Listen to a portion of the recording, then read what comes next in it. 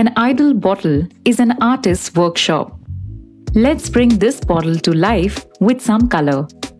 You'll need a glass liner, water-based glass colors, specialty brushes, and varnish. Start with a clean and dry bottle. First, plan out your design with a few dots or strokes. You can even print your design on paper and place it inside the bottle to trace your artwork. Pick from a black, gold, or silver glass liner to outline your design.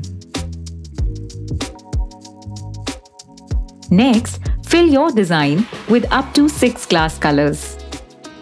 Control transparency with the number of layers you add. Glass painting is flexible.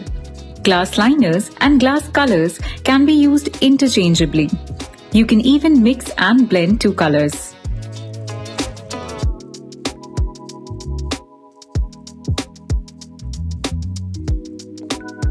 Done with your artwork?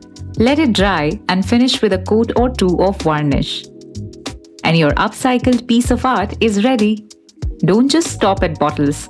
Go all out on jars, windows, coasters, even mirrors. Let your imagination shine bright.